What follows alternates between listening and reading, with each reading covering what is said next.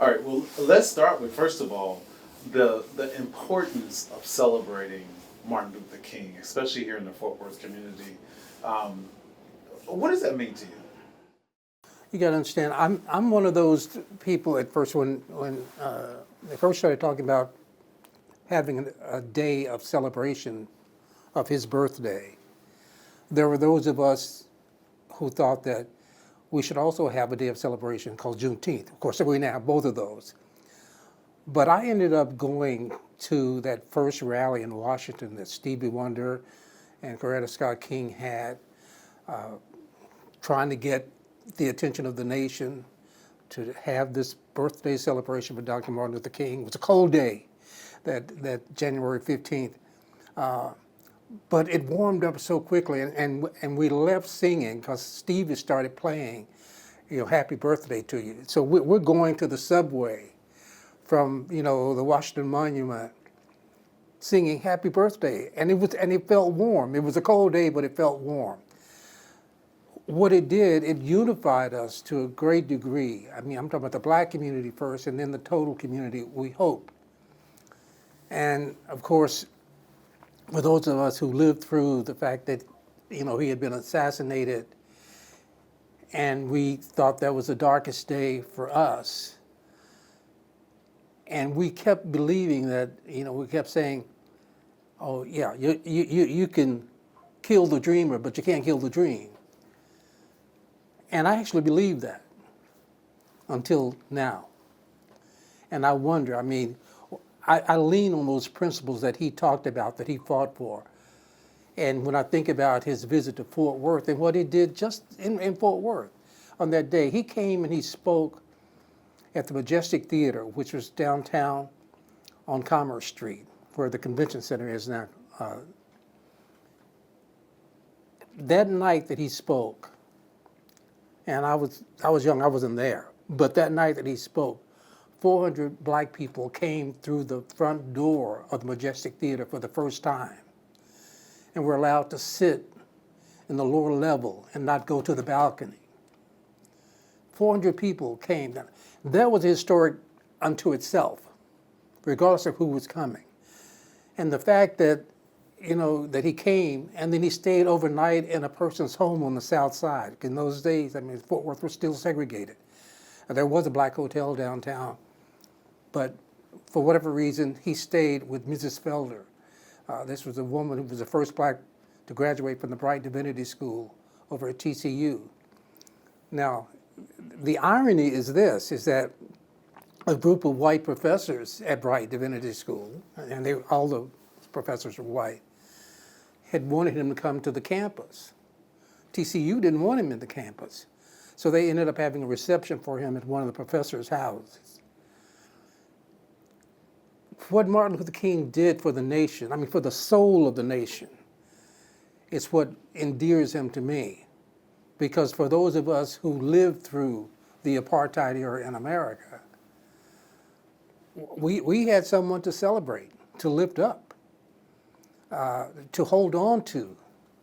And to this day, we're still trying to hold on to that dream of his. And we see it being erased constantly by some of the actions of our leaders today. So, we have a right to celebrate. Any people who's ever been enslaved, who's ever been denigrated, should celebrate their deliverance. And he was our deliverer. When you look at this photograph of him in Fort Worth, what does it do for you? It does two things for me. Number one, the guy who took the photograph, Calvin Littlejohn, captured black history for over 50 years in Fort Worth. I'm a journalist. At the time I went to school, to college, there was nobody who would hire me. I couldn't work at Channel 8 at the time I went to college. I couldn't work for the Fort Worth Star-Telegram, which later hired me on the day I graduated. But they didn't cover the black community. And when I see that we have documentation of Martin Luther King's visit because there was a black photographer in town who didn't rest. I mean, he wanted to be at everything and capture everything. So I think about my journalism career, and I think what a photographer did just by showing up. I mean, at the airport when Martin Luther King got there, he showed up for the speech that night, he showed up for reception the next day. He was everywhere. So, I mean, when I think about this, that happened in my community, and we now have a record of it because of one man. But the fact that he even came this way, as I said, I mean, to his very presence, integrated a theater. The picture behind you, why do you keep it there? That picture, I said in our parents' home, watching on television as Lyndon Johnson, first of all, made a speech ending with "We shall overcome," and signing that bill with Martin Luther King basically over his shoulder. And I think the first pen he gave to Martin Luther King. I was so inspired by that. I mean, I literally cried. And those were the days when you tried not to shed a tear, you know, especially if you were a man. You didn't want to be seen crying. You tried to hide your tears. But I was so inspired that the next day, I went down to the Hollywood Theater, which, by the way, was next door to the Star Telegram, where I would end up working someday. Hollywood Theater, stood in line, went for the very first show. The first show started at 11:45. I got there probably at 11:30. I was like the second or third person in line, expecting to be arrested because the theaters were segregated. But I went, and I went alone. And as I stood in line, and I kept thinking there was a young woman in the booth, waiting to open up the booth. She hadn't opened it yet. And I said, "They're going to come get me." I knew they were going to come get me. They didn't come get me. I said, "Oh, they're going to wait until I actually try to buy the ticket, and then they'll come get me." The young girl sold me the ticket. And then I said, "You know what? They're going to wait till I get inside so they can drag me out." That didn't happen.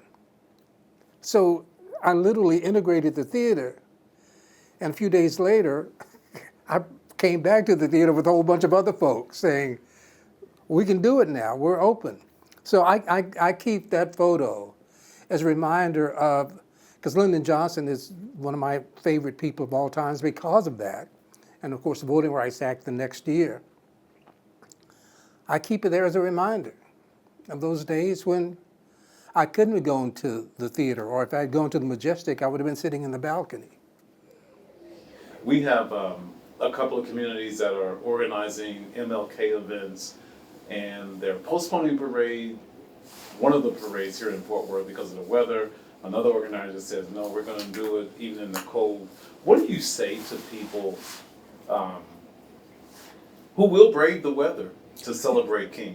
Yeah, I mean, you know what? I admire them. I mean, I have stood in the cold before. I've stood in the heat on certain occasions. I've stood in the cold on certain occasions. And so what we have is a celebration day, and you do it. But I just got word that they're not postponing, but taking the inauguration inside now, which has happened only once that I can remember, certainly in my lifetime.